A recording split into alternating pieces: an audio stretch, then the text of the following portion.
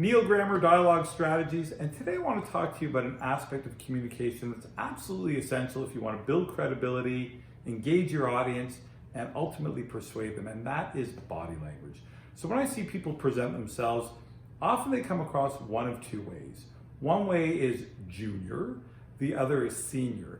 And those two things have nothing to do with your age, your experience, your job title. Let me give you an example. Presenting information, here's one way to do it. Guys, really important for the next few quarters that we focus on two key things. One of those is going to be profitability and the other is going to be customer satisfaction. Look, I know there's a lot of volatility in the market going on right now, but if we work together collaboratively, we should be able to crush it. Here's another way of presenting that. Look, guys, for the next couple of quarters, there's two key things we have to focus on.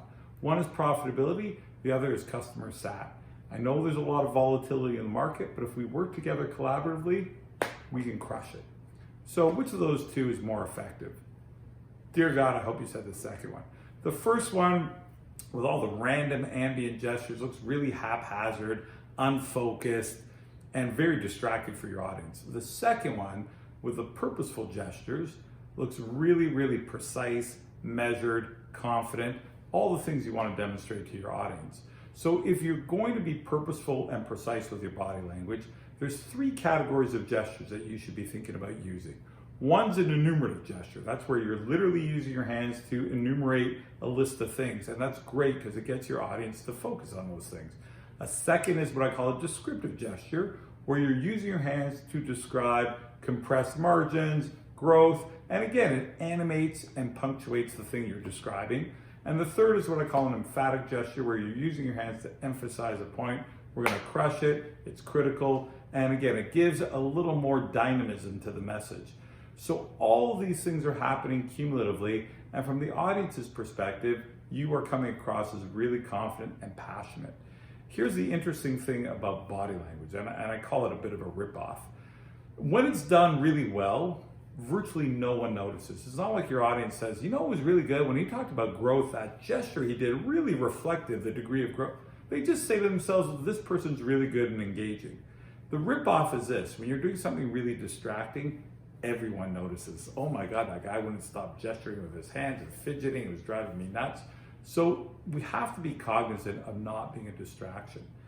A second thing that we have to build into this is what's the range of motion of our hands. So for example, in a one-on-one meeting, big broad gestures are probably going to be overwhelming. And in a large conference where you're presenting to 200 people, very small gestures are really not going to animate the message accordingly.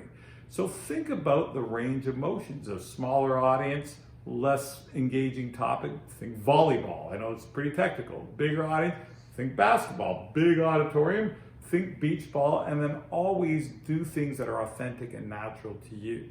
The last point is, despite all your awesome gestures, you're gonna need some time to rest your hands. Your audience needs a break, you need a break. So you need to find a comfortable, natural rest position. There's a lot of them. None of them are quote unquote wrong. What I always say about rest positions is this: it's gotta feel natural to you. It has to be varied every now and again, because the exact same rest position will start looking like a crutch, and it can't be held for too long because that will be a distraction. Personally, I like my hands in front of me. I think it looks a little more dynamic. I like my hands around belt high, lightly clasped, so I'm not wringing the life out of my fingers. And I'm doing a gesture, I've got a nice place to come back to. So everyone's taste is gonna be different, but that's something to think about. Critical skill, something you gotta, like everything else, practice.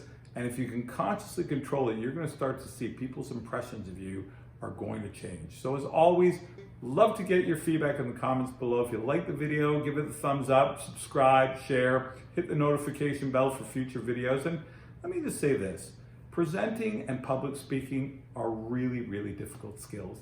And I'd love to help you with some one-on-one coaching, or if you think your organization as a whole could benefit with some group training. So find out more, hit the link below, or go to the dsiway.ca, and we'll see you in future videos.